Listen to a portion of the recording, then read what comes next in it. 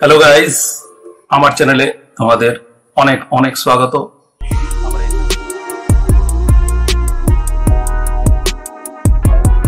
চলো শুরু করা যাক। ওয়েলকাম ফ্রেন্ডস, তোমরা যারা এখনো সাবস্ক্রাইব করোনি, আমার চ্যানেলের নিচে ডান দিকে সাবস্ক্রাইব বাটন আছে, ওটা টিপে দিয়ে তোমরা সাবস্ক্রাইব করে নাও, তাহলে তোমরা নতুন নতুন ভিডিও দেখতে পাবে।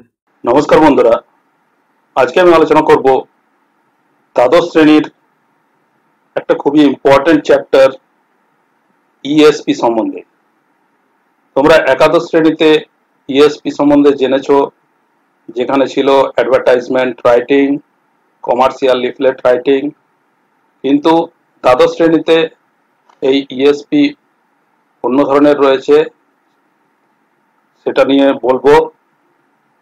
আর তোমরা যারা রাইটিং স্কিল বাড়াতে চাও, তাহলে বিভিন্ন ধরনের রাইটিং লিখতে হবে, প্র্যাকটিস করতে হয়, কিভাবে লিখতে হয় বা তার পদ্ধতিগুলো কি কি, সব আমি আমার ভিডিও বানিয়েছি। তোমরা গিয়ে আমার প্লে লিস্টে দেখতে পারো, আমার এই আই বাটনে ক্লিক করে দেখে নিতে পারো, যাতে তোমাদের রাইটিং স্কিলের দক্ষতা অবশ্যই বাড়বে।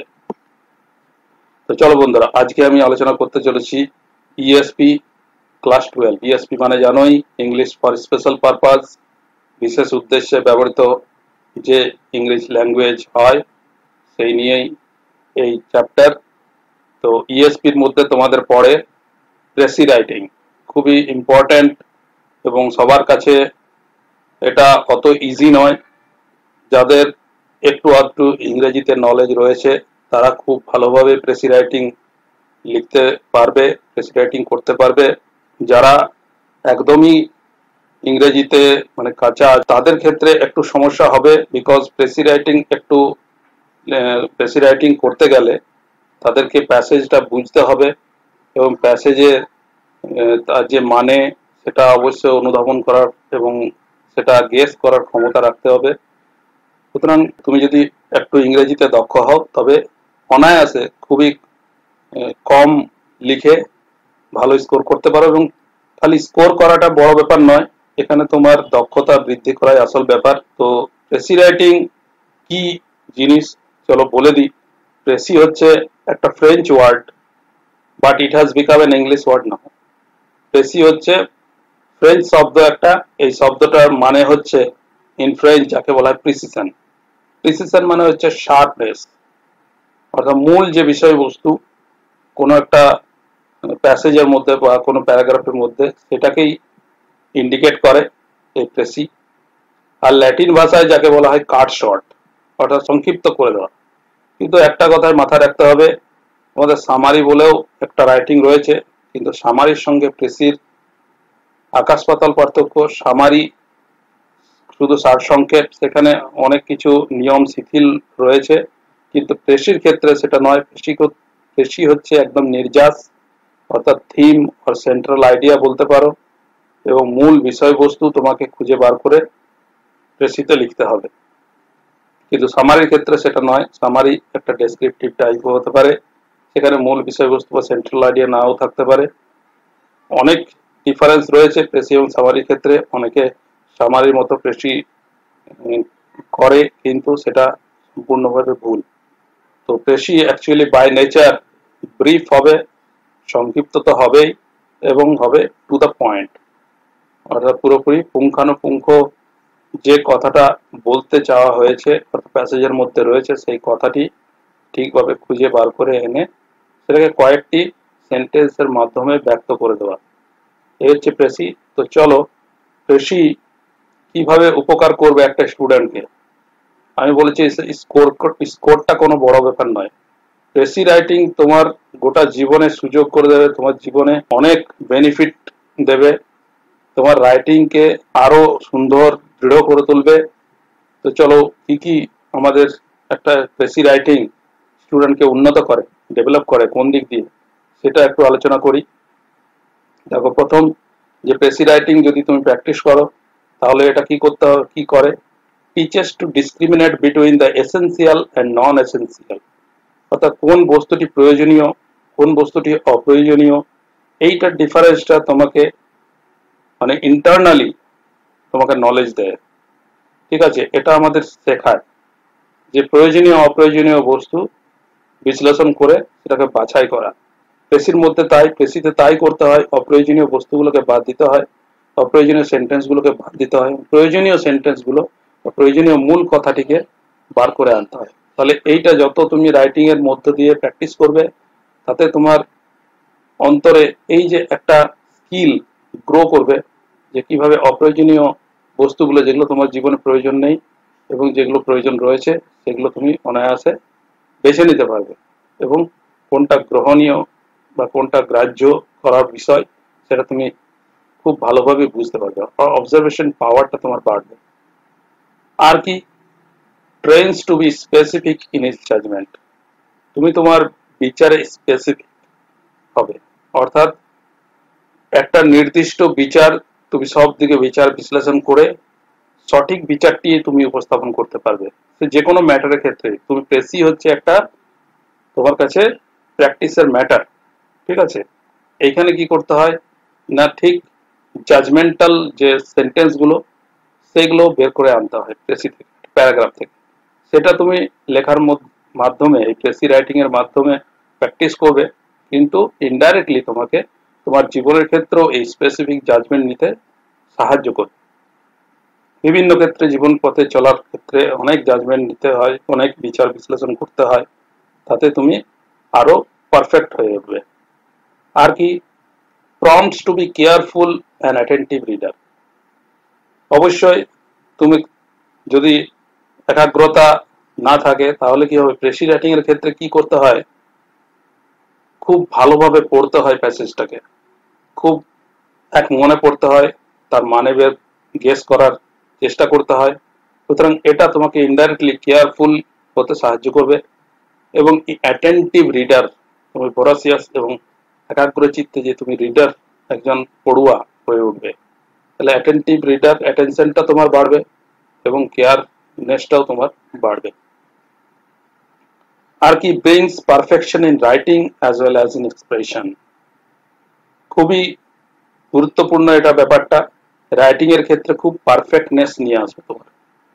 অনেকে কি করে, বিভিন্ন রাইটিং লিখতে গিয়ে প্রচুর কথা, প্রচুর সেন্টেন্স, একটা সাধারণ বাক্য, সাধারণ আইডিয়াকে এক্সপ্রেস করতে গিয়ে হয়তো অনেকগুলো সেন্টেন্স ব্যবহার করে থাকে, 5-6টা এবং 10টা বাক্য ব্যবহার করে থাকে।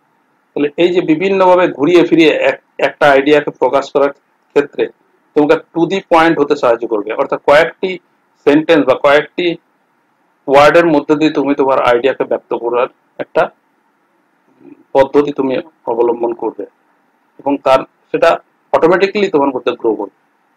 এবং এক্সপ্রেশনের ক্ষেত্রেও যেটা বললাম, রাইটিং এর ক্ষেত্রেও তা, এবং এক্সপ্রেশন ক্ষেত্রেও এটা তোমাকে সাহায্য করে টু দি পয়েন্ট হওয়ার জন্য, পারফেকশন নিয়ে আসার জন্য। খুবই সংক্ষেপে তুমি তোমার মনের ভাব প্রকাশ করতে পারবে রাইটিং এর মাধ্যমে। আর কি, গ্রোজ মেন্টাল ডিসিপ্লিন, তোমার একটা মেন্টাল ডিসিপ্লিন আসবে।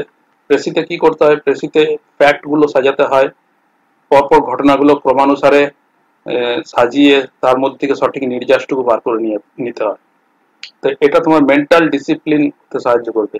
মেন্টালিও তুমি স্ট্রং হবে এবং কোনো একটা বিষয়বস্তুকে গভীরভাবে পর্যবেক্ষণ করে তার যে মূল নির্যাসটুকু বার করে নিতে পারবে।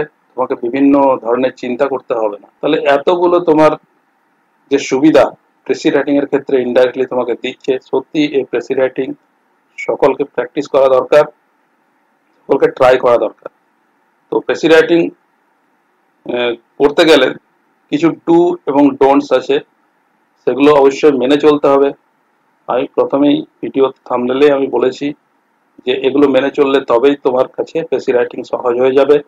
তো চলো দেখে নিই প্রেসি রাইটিং এর ক্ষেত্রে ডুস গুলো কোনগুলো, অর্থাৎ কোনগুলো পালন করতে হবে।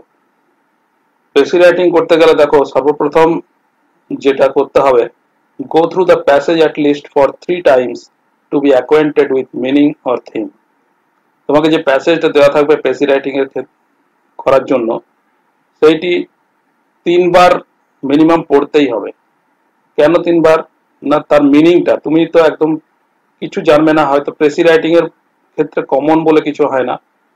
এটাকে তোমাকে প্যাসেজে কোন বিষয়বস্তু দেওয়া থাকে সেটাকে তোমাকে গেস করতে হয়, তার মিনিংটা। তোমার যতটা নলেজ রয়েছে, তোমার যতটা ভোকাবুলারি জ্ঞান রয়েছে, তার সেটাকে সম্বল করে তোমাকে প্রেসি রাইটিং এর যে প্যাসেজটার মানে অনুধাবন করতে হয়, সক্ষমতা। সুতরাং প্রথমবার তুমি পড়বে, ওপরাওপরি সাধারণ মানেটা বের করার চেষ্টা করবে। সেকেন্ড বার যখন পড়বে তুমি আরো গভীরে যাবে এবং কি বলতে চেয়েছে বিষয়বস্তুটা সেটা বোঝবার চেষ্টা করবে। থার্ড বার যখন পড়তে যাবে তখন আরো এনরিচড হবে, তুমি আরো গভীরভাবে প্রেসির প্যাসেজটা বুঝতে পারবে। তাহলে এই যে মিনিমাম 3 টাইমস তোমাকে পড়তে হবে যাতে তোমার আভ্যন্তরীণ মানে কি বলতে চাইছে বা থিম কি আছে সেটা তুমি জানতে পারো। আর কি করতে হবে? Underline key words and phrases and sentence.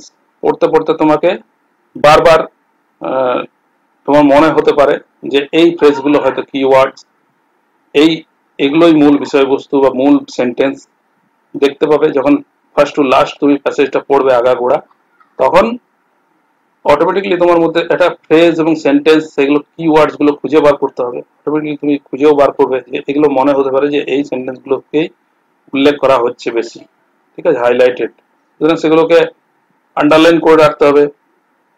আর কি, observe the right sequence of facts and ideas. ওই প্যাসেজটার মধ্যে বিভিন্ন ধরনের আইডিয়া বা ঘটনা এক্সপ্রেস করা আছে, সেগুলোর সিকোয়েন্সটা তোমাকে জানতে হবে যে পরপর কিভাবে একটা আইডিয়াকে এক্সপ্রেস করা হচ্ছে বা কোনো ঘটনাকে ব্যক্ত করা হচ্ছে। তো এইটা মনের মধ্যে পড়তে পড়তে সাজিয়ে নিতে হবে, অবজার্ভ করতে হবে, পর্যবেক্ষণ করতে হবে। আর কি, প্রেসি রাইটিং করতে গেলে right in your own words. তোমাকে নিজস্ব ভাষায় লিখতে হবে, খুবই ইম্পর্টেন্ট। তোমাকে প্রেসি থেকে কোনো ধরনের সেন্টেন্স বা ফ্রেজ তুলে নেওয়া চলবে না, হুবহু লেখা চলবে না। এটা যখন আমি ডোন্ট নিয়ে আলোচনা করব তখন এটাও বলবো। তো যেটা লিখতে হয় সেটা তোমাকে নিজের ভাষায় লিখতে হয়। প্রেসি রাইটিং খুবই ইম্পর্টেন্ট। আর কি, বি ক্লিয়ার এন্ড কনসাইজ। তোমাকে পরিষ্কার হতে হবে প্রেসি রাইটিং এর ক্ষেত্রে, কোন এক্সপ্রেশনটা তুমি বলতে চাইছো সেটা পুরোপুরি ক্লিয়ার হয়ে তবেই লিখতে হবে। কনসাইজ, এবং সেটাকে খুব বড় না করে খুব ছোট বাক্যের মধ্যে লিখতে হবে, বিকজ প্রেসি হচ্ছে 1/3 অফ দ্য প্যাসেজ, এটা কিন্তু লিমিট করা আছে। আর কি, use indirect speech. Indirect speech use করতে হবে, থার্ড পার্সন ইউজ করতে হবে, কোনো ডাইরেক্ট স্পিচে লেখা চলবে না, অর্থাৎ কারো কথা বা বাক্য এগুলোকে উদ্ধৃত করা চলবে না। ইনডাইরেক্ট থার্ড পার্সন ইনডাইরেক্ট ন্যারেশনে লিখতে হয়। Follow the tense of original passage. Original প্যাসেজে যে টেন্সটা উল্লেখ করা থাকবে সেই টেন্সটাকে ফলো করতে হবে, অর্থাৎ প্রেজেন্ট যদি টেন্স দেওয়া থাকে প্রেজেন্ট টেন্স লিখতে হবে, পাস্ট টেন্স দেওয়া থাকে পাস্ট টেন্স লিখতে হবে, এটাই করা উচিত। ইউজ থার্ড পার্সন, যেটা আমি বললাম ইনডাইরেক্ট স্পিচের ক্ষেত্রেও সেই থার্ড পার্সনে লিখতে হয়। তুমি কোনো মতেই তোমার নিজস্ব চিন্তাধারা এখানে ব্যক্ত করতে পারবে না, তোমার থার্ড পার্সনে লিখতে হবে। অর্থাৎ এটাকে বলা হয়, সবাই বলে থাকে, এরকম থার্ড পার্সনে তোমার যাতে নাম হয়, ফার্স্ট পার্সন বা সেকেন্ড পার্সনে তুমি লিখবে না। আর কি, মেক রাফলি 1/3 অফ দ্য অরিজিনাল প্যাসেজের 1/3, মোটামুটি 1/3 যেন প্যাসেজটা হয় সেই রকম সংক্ষিপ্ত করতে হবে তোমার চিন্তাধারাকে, আইডিয়াকে, অর্থাৎ থিম, সেন্ট্রাল আইডিয়া যাকে বলা যায়। যদি 150 ওয়ার্ডের থাকে তাহলে তোমাকে 50টি ওয়ার্ডের মধ্যে প্রেসি রাইটিং সম্পন্ন করতে হবে। আর কি, right in brackets the number of words used in the precis at the end. এবং প্রেসি লেখা হয়ে গেলে তোমাকে ব্র্যাকেটের মধ্যে প্রত্যেকটি ওয়ার্ড গুনে গুনে সংখ্যাটা বসিয়ে দিতে হবে। এখানে মনে রাখবে যে পার্টিকেল প্রিপোজিশন কিচ্ছু বাদ যাবে না, প্রত্যেকটিকে ওয়ার্ড ধরা হবে, প্রত্যেকটি গুনে গুনে টোটাল ওয়ার্ড সংখ্যাটা সেসব ব্র্যাকেটে লিখে দিতে হয়। তো এই হচ্ছে ডুজ, এগুলো মেনে চলতে হবে লেখার ক্ষেত্রে, ঠিক আছে। কমসে কম 3 বার পড়ে মানেটা বোঝার চেষ্টা করতে হবে, গেস করার চেষ্টা করতে হবে। এতে কি হবে, তোমার গেস করার ক্ষমতাটাও বাড়বে। আর কি, ফ্রেজ, সেন্টেন্স এগুলো আন্ডারলাইন করে ফ্যাক্টস, আইডিয়াস গুলো মনে মনে সাজিয়ে, ঠিক আছে, থার্ড পার্সনে সেগুলোকে তোমাকে ব্যক্ত করতে হবে 1/3 অফ দ্য প্যাসেজ। ঠিক আছে, চলো এবার ডোন্টস গুলো দেখে নিই, যেগুলো প্রায়শই করে থাকে প্রেসি রাইটিং এর ক্ষেত্রে। অনেকেই না বুঝে না শুনে প্রেসি রাইটিং করতে যায় এবং ভুল হয়।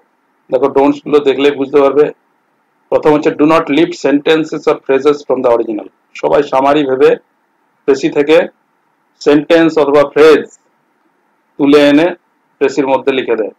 এটা কিন্তু সম্পূর্ণভাবে ভুল উপায় এবং সম্পূর্ণভাবে ভুল প্রসেস। কোনো ধরনের সেন্টেন্স বা ফ্রেজ তুলে আনা যাবে না, সম্পূর্ণ নিজের ভাষায় লিখতে হবে হ্যাঁ, তুমি দু একটা ওয়ার্ড প্রেসিতে ইউজ করতে পারো ওয়ার্ড, কিন্তু কোনো মতেই সেন্টেন্স, একটা বড় সেন্টেন্সকে তুলে আনতে পারবে না, বা ফ্রেজ তুমি লিখতে পারবে না। আর কি, do not make it longer than limit prescribe. তোমাকে যে লিমিট দেওয়া আছে, প্রেসক্রাইব করা আছে, একটা 1/3 অফ দ্য প্যাসেজ, সেইটা তুমি তার থেকে বেশি, একটা দুটো ওয়ার্ড বেশি হয়ে যেতে পারে, কিন্তু কোনো মতেই হাফ যেন না হয়ে যায়, তার থেকে লং যেন না হয়ে যায়, তোমাকে 1/3 প্যাসেজে করতেই হবে। Do not make it appreciably shorter. আবার ছোট করতে গিয়ে অনেকে এত ছোট করে দেয় যে ওটা প্রেসি মনে হয় না, হবেও না, যার ফলে এক্সপ্রেশন গুলো ঠিক হয় না। সুতরাং খুব ছোট করাও যাবে না, মোটামুটি যেন প্যাসেজটার যে শব্দ সংখ্যা রয়েছে তার 1/3 শব্দ সংখ্যার মধ্যে প্রেসিটা করতে হয়, খুব বেছে ভেবে চিনতে লিখতে হয়। Do not mention reference, quotations, list or figures. বেশি লেখার ক্ষেত্রে অবশ্যই মনে রেখো, কোনো ধরনের রেফারেন্স অর্থাৎ উদাহরণ দেওয়া যাবে না, কোনো কিছু অন্য অন্য প্যাসেজ থেকে টেনে আনা যাবে না, কোনো উদ্ধৃত বক্তৃতা বা বাক্যাংশ, কোটেশন তুমি ইউজ করতে পারবে না, লিস্ট কোনো ধরনের একটা পরপর ঘটনা বা বস্তুর লিস্ট তুমি দিতে পারবে না, ফিগার্স কোনো নাম্বার সংখ্যা ইউজ করতে পারবে না। সম্পূর্ণ যেটা হবে তোমার নিজস্ব ওয়েতে হবে, তোমার নিজস্ব বাক্য হবে, ওন সেন্টেন্সে লিখতে হবে। এটা আমি ডুয়ে আলোচনা করেছি। Do not use figures of speech. কারো কথা, কোনো কথা তুমি তুলে ধরে আনতে পারবে না। Do not use foreign expression and abbreviation. যে এক্সপ্রেশন গুলোর মানে তুমি জানো না বা অপরিচিত, অ্যাব্রিভিয়েশন, বিভিন্ন ধরনের মিনিংস রয়েছে, বিভিন্ন ধরনের উদাহরণ রয়েছে, সেগুলো তুমি ফরেন এক্সপ্রেশন ইউজ করবে না। তুমি যেটুকু বুঝেছো সেটুকুই প্রেসিতে লিখতে হবে। Do not introduce own comments. খুবই ইম্পর্টেন্ট, অনেকে নিজে ভেবে নেয় যে নিজের মন্তব্য লিখে দিলেই প্রেসি হয়ে যায়, কিন্তু সম্পূর্ণ ভুল ধারণা। নিজের মতামত এখানে দেওয়ার নয়। তুমি প্যাসেজটা পড়ে যেটা ইনডাইরেক্টলি ভাবে বলা হয়েছে সেটাই লিখতে হবে। তুমি কি বুঝেছো কমেন্টে, তুমি তোমার মন্তব্য, নিজস্ব ব্যক্তিগত মন্তব্য এখানে করতে পারবে না, যে অ্যাকর্ডিং টু মি, তাহলে ফার্স্ট পার্সনও হয়ে যাচ্ছে, ভুল হয়ে যাচ্ছে, এবং তোমার মন্তব্য এখানে নিষ্প্রয়োজন। তোমাকে সেটাকে থার্ড পার্সনে আনতে হবে, কি বক্তব্য ওই প্যাসেজে বলা হয়েছে, মূল নির্যাসটুকু তোমাকে বলতে হয়। Do not lift sentences from here and there from the original and piecing them together. অনেকে কি করে, প্রেসি থেকে এখান ওখান থেকে বাক্য বা বাক্যাংশ নিয়ে সেগুলোকে ছোট করে সেন্টেন্স বানিয়ে লিখে দেয়, পিস করে দেয়। এটা সম্পূর্ণভাবে ভুল উপায় এবং এতে কোনো প্রেসি রাইটিং হয় না। সুতরাং এগুলো মাথায় রাখলে প্রেসি অবশ্যই করতে পারবে। প্রেসি এমন কিছু কঠিন ব্যাপার নয়, খালি বুঝতে হবে, গেস করতে হবে মিনিংটা, বিষয়বস্তুটাকে গেস করতে পেরে তোমাকে নিজস্ব ভাষায় কিছুটা এক্সপ্রেস করতে হবে। তো চলো তোমাদেরকে একটা এক্সাম্পল দেখাই, কেননা এক্সাম্পল ছাড়া তোমাদের কাছে ক্লিয়ার হবে না বস্তুটা, এবং অবশ্যই শিখবে। দেখো খুবই ইজিলি তোমরা আরো বেশি বুঝতে পারবে। চলো তাহলে একটা এক্সাম্পল তোমাদের দেখাচ্ছি। এখানে দেখো একটা প্যাসেজ রয়েছে, মোটামুটি 129 ওয়ার্ডস রয়েছে, গুনলে দেখতে পাবে। চলো প্যাসেজটা প্রথম থেকে পড়া যাক এবং গেস করার চেষ্টা করি কি বলা হয়েছে প্যাসেজটিতে। As daylight can be seen through very small holes, daylight যেহেতু ছোট ছোট গর্ত থেকে যেরকম ভাবে দেখা যায়, দিনের আলো ছোট ছোট গর্তের থেকেও দেখা যায়, so little things will illustrate a person's character. সেই রকম ছোট ছোট জিনিস একটা পার্সনের ক্যারেক্টারকে ইলাস্ট্রেট করে।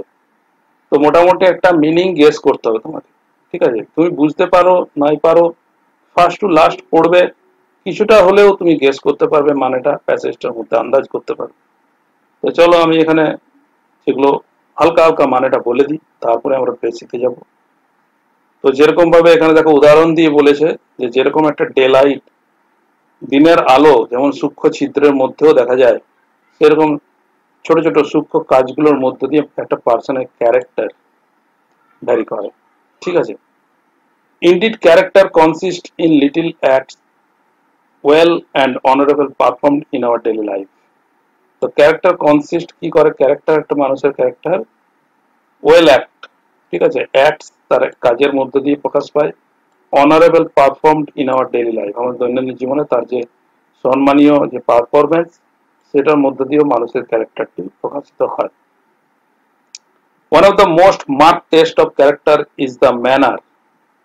তো দেখো প্রত্যেকবার ক্ষেত্রে ক্যারেক্টার ক্যারেক্টার বলেছে, তার মানে নিশ্চয়ই এটি হচ্ছে কি ওয়ার্ড একটা, তো এখানে পার্সন ক্যারেক্টার সম্বন্ধেই দেওয়া আছে, তো মোটামুটি আন্দাজ করতে পারছি। তো one of the most mark test of character, ক্যারেক্টারের একটা মার্কিং করার ব্যাপার হচ্ছে কি, ইজ দ্য ম্যানার, যে ম্যানার মানে ধরন ধারণ, যাই হোক, in which we conduct our self towards others, যে আমরা কিভাবে অপরের সঙ্গে কন্ডাক্ট করছি, অর্থাৎ যে বিহেভিয়ার আচরণ করছি, ঠিক আছে, কন্ডাক্ট মানে কোনো কিছু আচরণ করা বা তাদের প্রতি ব্যবহার করা। তো একটা ক্যারেক্টারের মার্কিং করার যে ব্যাপারটা, তাদের মধ্যে অন্যতম ব্যাপার হচ্ছে এইটি অবজার্ভ করা, ঠিক আছে, বুঝতে পারছে, মোটামুটি আন্দাজ করতে পারছে যে মানুষের ক্যারেক্টার মানুষের ব্যবহারের উপরে নির্ভর, অপরের সঙ্গে কিভাবে ব্যবহার করছে এবং ছোট ছোট কাজ, ছোট ছোট ব্যবহারের মধ্য দিয়ে প্রকাশ পাচ্ছে। এ গ্রেসফুল বিহেভিয়ার টুয়ার্ড সুপিরিয়ার্স, না একটা গ্রেসফুল খুব সুন্দর বিহেভিয়ার মানে বুঝতে পারছো আচরণ, কাদের প্রতি, টুয়ার্ড সুপিরিয়ার, ইনফেরিয়ার এবং ইকুয়ালস। আমাদের সমাজে তিন ধরনের মানুষই রয়েছে, সুপিরিয়ার রয়েছে যা বড়রা রয়েছে, ইনফেরিয়ার আছে ছোটরা রয়েছে, এবং ইকুয়ালস আমাদের সম বয়স্ক তারাও রয়েছে। সুতরাং তিন ধরনের, যে তিন লেভেলের যে পার্সন, সেই তাদের প্রতি বিভিন্ন ধরনের ব্যবহার হয়ে থাকে। আমরা যেরকম বড়দের সঙ্গে ব্যবহার করে থাকি, ছোটদের সঙ্গে সেরকম ব্যবহার করি না, বা আমাদের সমকক্ষ বা সমবয়স্ক বন্ধুদের সঙ্গেও করি না। সুতরাং এদের ব্যবহারের সঙ্গে তার যে ক্যারেক্টার, একটা মানুষের ক্যারেক্টার নিহিত রয়েছে, is a constant source of pleasure. সুতরাং এইটা যারা এই ব্যবহারটা ঠিক করতে পারবে তিনজনের সঙ্গে, তার তাহলে কি দেবে, তার কনস্ট্যান্ট সোর্স অফ প্লেজার দেবে। কাকে না, যে এরকম ভাবে ব্যবহার করবে। তাহলে মোটামুটি আন্দাজ করা গেল। ইট প্লিজেস আদার্স, সে নিজে, তাহলে আগেরটা দেখো সোর্স অফ প্লেজার দিচ্ছে তাকে নিজেকেই, এবং ইট প্লিজেস আদার্স অপরকেও প্লিজ করছে, because it indicated respect to their personality, ঠিক আছে, তো পার্সোনালিটির ক্ষেত্রেও একটা গুরুত্বপূর্ণ ভূমিকা রাখছে, ঠিক আছে, ইন্ডিকেট করছে। But it gives tenfold pleasure, কিন্তু এটা আরো 10 গুণ প্লেজার দেয় টু আওয়ার সেলফ, আমাদিকে। Every man may to great extent be a self educator in good behaviour. তো নিজের বিহেভিয়ারের থেকে, মানে নিজের বিহেভিয়ারকে ঠিক করার ক্ষেত্রে সেলফ এডুকেটর, স্বশিক্ষিত হয়, অর্থাৎ কোন প্রত্যেকটি মানুষের নিজস্ব আচরণকে কিভাবে ঠিক করবে সেক্ষেত্রে নিজেকেই নিজস্ব শিক্ষিত করে নেয়, ঠিক আছে, করে তোলে। Gentleness in society is like silent influence of light which gives color to all nature. তো জেন্টেলনেস ইন সোসাইটিতে জেন্টেলনেস, ভদ্রতা একটা এমন একটা গুণ যেটা সাইলেন্ট ইনফ্লুয়েন্স আছে, ঠিক আছে, তার প্রভাব রয়েছে,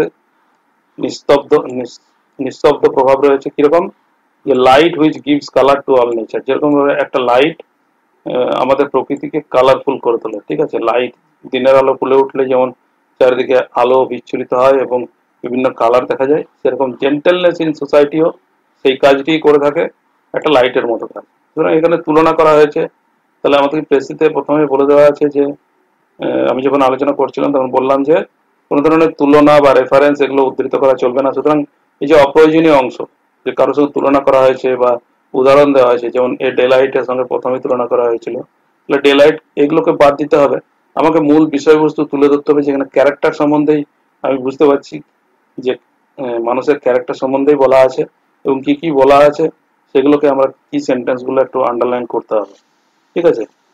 even a kind look will give pleasure and counter confer happiness, even a kind look will give pleasure and confer happiness, তাহলে কাইন্ড লুকও একটা প্লেজার দিতে পারে এবং কনফার হ্যাপিনেসও দিতে পারে। It is more powerful than the loudness of force, তো এটি অনেক বেশি শক্তিশালী কার থেকে, না লাউডনেস অফ ফোর্স, কোন একটা অন্যান্য ফোর্সের থেকে শক্তিশালী, ঠিক আছে। তাহলে এই হচ্ছে ব্যাপার, তাহলে বুঝতেই পারছে এটা ক্যারেক্টারের সম্বন্ধে বলতে চেয়েছে, জেন্টেলনেস এর ব্যাপারে বলতে চাইছে মানুষের একটা ক্যারেক্টারের গুণ। সেই জেন্টেলনেস কি করে মোর পাওয়ারফুল, এবং প্রথম থেকে ক্যারেক্টার সম্বন্ধে দেওয়া আছে দেখো, little things will illustrate a person's character, ঠিক আছে।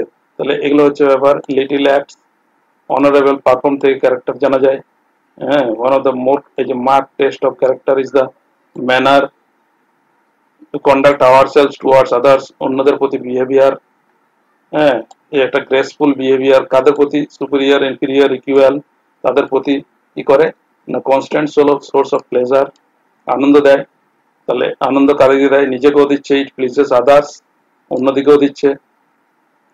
ইট gives ten fold pleasure to our selves, আমাদিকেও দিচ্ছে টেন ফোল্ড প্লেজার, ঠিক আছে। আর কি gentleness in society is like silent influence, gentleness হচ্ছে আমাদের সোসাইটির একটা সাইলেন্ট ইনফ্লুয়েন্স। তাহলে এগুলো হচ্ছে আন্ডারলাইন করলাম।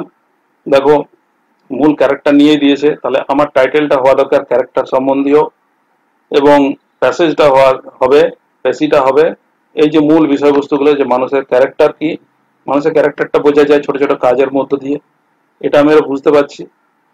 এবং কেমন কাজ না, যেরকম আমরা বড়দের ছোটদের এবং ইকুয়ালদের সঙ্গে বিহেভিয়ার করে থাকি, তার মাধ্যমে তার মানে জেন্টেলনেস বা তার গুণটা প্রকাশিত হয়, সেটাই বুঝতে পারছি, ঠিক আছে। আর কি বলেছে যে এটা আমাদেরকে প্লেজার দেয়, আমাদেরকেও দেয়, যে করছে তাকেও দেয়। হ্যাঁ, আর কি না, এটা লাইটের সঙ্গে তুলনা করেছে, আমরা সেই তুলনাটা পেশিতে রাখবো না। তাহলে এটা আমরা খালি বলবো জেন্টেলনেস ইন সোসাইটি একটা ইনফ্লুয়েন্স, সোসাইটিতে ইনফ্লুয়েন্স করে, এবং এটি মোর পাওয়ারফুল, ঠিক আছে। এই কয়েকটি আমি ওয়ার্ড এখান থেকে নেব। এটা মোর পাওয়ারফুল কার সঙ্গে, এখানে লাউড একটা উদাহরণ দেওয়া আছে, লাউডনেস অফ ফোর্স, এটিকে বাদ দিয়ে দিতে হবে। আমি যে কোনো যার সঙ্গে তুলনা করি কেন, তার থেকে মোর পাওয়ারফুল হচ্ছে জেন্টেলনেস, এটাকে দেখাবো। তাহলে এখানে কয়েকটি সেন্টেন্স পাওয়া গেল, একটু মানে গেস করছি। তাহলে দেখো পেশিটা কিভাবে হবে, আমি করেছি। দেখো নেক্সট লাইনে আমি টাইটেলটা পরে দেব, তাহলে পেশিটা কিভাবে হয়েছে। Character of a man can be identified through little action and behaviour, যেটা আমি প্রথমেই এটা আন্দাজ করেছিলাম যে মানুষের ক্যারেক্টার কি আইডেন্টিফাই, দেখো পুরোপুরি নিজের লাইন ক্যান বি আইডেন্টিফাইড, সেগুলোকে আইডেন্টিফাই করা যায় through little action and behaviour, এটা ছিল তো ছোট ছোট কাজ এবং বিহেভিয়ারের দ্বারা, এবং আইডেন্টিফাই করা যায়। এগুলো পুরোপুরি থার্ড পার্সনে লেখা হয়েছে, আমি নিজস্ব বলিনি যে I can identify character of man, ঠিক আছে, এরকম ভাবে ফার্স্ট পার্সনে লেখা হয়নি, এটাকে পুরোপুরি থার্ড পার্সনে লেখা হয়েছে। আর কি they are conducted daily to the superior inferior and equal, সেটা আমি একটু আগে বললাম যে কাদের প্রতি আচরণ না, এ দেখো এগুলো তুলে নেওয়া হয়েছে ওয়ার্ডগুলোকে, সুপিরিয়র ইনফিরিয়র ইকুয়াল সেগুলো ছিল। আমি বলেছি সেন্টেন্স তুলে আনা চলবে না, কিন্তু তুমি দু একটা ওয়ার্ড ইউজ করতে পারো, তাহলে এখানেও আমি ইউজ করেছি এগুলো বোঝানোর জন্য। না এই যে আচরণটা, কন্ডাক্টটা কাদিয়ে করতে হয় ডেলি সুপিরিয়র ইনফিরিয়র ইকুয়ালদের প্রতি। আর কি বলেছে gentle behaviour has a pleasing effect, দেখো সম্পূর্ণভাবে নিজ সেন্টেন্সে লেখা, ওখানে দেওয়া আছে যে প্লেজার দেয়, সেটাকে আমি হুবহু লিখলাম না, the gentleness in society gives us pleasure, এরকম না লিখে gentleness behaviour has a pleasing effect to others as well as to himself, অন্যদিকেও দেয় এবং নিজের দিকেও দেয়, ঠিক আছে। এখানে অ্যান্ড লিখলে হবে, অ্যাজ ওয়েল অ্যাজ না দিয়ে, তাহলে ছোট হবে আরো। Gentle behaviour has a pleasing effect to himself and others, এরকমও লিখতে পারো। ইট ইনফ্লুয়েন্সেস দ্য সোসাইটি সাইলেন্টলি, ওই যে সাইলেন্ট ইনফ্লুয়েন্স বলেছিলাম, এটা নিজের ভাষায় লিখলাম যে সোসাইটিতে ইনফ্লুয়েন্স করে সাইলেন্টলি। না ইট ইজ মোর পাওয়ারফুল দেন, আমি এখানে উদাহরণ দিলাম না, এনি আদার পাওয়ার করে দিলাম, এনি আদার পাওয়ারের সঙ্গে তুলনা করলে এটি সবার থেকে বেশি পাওয়ারফুল। তাহলে দেখো যে মূল বিষয়বস্তু প্যাসেজটার মধ্যে রয়েছে এখানে আমি লিখেছি, তোমরাও চাইলে এইভাবে মোটামুটি দু তিনবার পড়ে আন্দাজ করে নিজের ভাষায় লিখতে পারো। প্রেসি রাইটিং খুব একটা কঠিন নয়, খালি বোঝার উপর নির্ভর করছে, বুঝতে পারলেই এবং নিজের মতো একটু সেন্টেন্স তৈরি করার দক্ষতা থাকলেই তুমি লিখতে পারো। এখানে খুব কঠিন শব্দ ইউজ করতে হবে এমন কোনো মানে নেই, তুমি যেটা বুঝবে সেটাকে এক্সপ্রেস করার মতো স্কিল থাকলে অতি সহজেই তুমি লিখতে পারবে। আশা করি বন্ধুরা বুঝতে পেরেছো। যদি ভিডিওটি ভালো লেগে থাকে অবশ্যই লাইক করো। দেখো এখানে টাইটেলটা আমি বলেছিলাম যে দেবো পরে, এখানে টাইটেলে ছিল ক্যারেক্টার ব্যাপার দিয়ে আছে, ক্যারেক্টারকে আমরা আইডেন্টিফাই করতে পারছি এখানের মধ্য দিয়ে। তাহলে এখানে টাইটেলটা দিয়ে দিয়েছি মার্কস অফ ক্যারেক্টার, যে ক্যারেক্টারের মার্ক কিভাবে করতে হয় তার এই বিষয়বস্তু রয়েছে এই প্যাসেজটিতে। তাহলে এটি হলো টাইটেল। তাহলে এইভাবে বিভিন্ন ধরনের টপিকস থাকবে, এখানে কোনো কমনের ব্যাপার নেই, তোমাকে প্যাসেজটা পড়ে মানেটা বুঝতে হবে এবং সেটিকে নিজ ভাষায় প্রকাশ করতে হবে। তাহলে চেষ্টা করো। দেখো এখানে ছিল 129 ওয়ার্ডস, তার 48 ওয়ার্ডসে হয়েছে, তাহলে মোটামুটি 1/3 হয়ে গেছে। এখানে অ্যাজ ওয়েল অ্যাজটা নিয়ে ইউজ করি, যদি অ্যান্ড ইউজ করি আরো দুটো ওয়ার্ড কমে যাবে, সুতরাং মোটামুটি 45 ওয়ার্ডে হয়ে যাবে, যেটা এই 129-এর 1/3। তাহলে খুবই সহজভাবে এই বিষয়বস্তুটা নির্যাসটি বলা আছে এই বেসিকের মধ্যে। তাহলে বাড়িতে প্র্যাকটিস করো বিভিন্ন টপিক ধরে ধরে, এবং কারেকশন করাও কোনো শিক্ষিত ব্যক্তি বা তোমাদের টিচারকে দিয়ে। তোমরা অবশ্যই একদিন সফল হবে, বেশি করতে সক্ষম হবে। আপাতত আজকে এই পর্যন্ত থাক। যারা এখনো বলছি সাবস্ক্রাইব করনি তারা সাবস্ক্রাইব করে নাও, ভবিষ্যতে আমি এরকম এডুকেশনাল ভিডিও আনতে থাকবো, এতে তোমাদের খুবই উপকারে লাগবে এবং তোমরা দক্ষতা বৃদ্ধি করতে পারবে। তো that's all for today. Thank you very much দেখার জন্য এবং অল দ্য বেস্ট।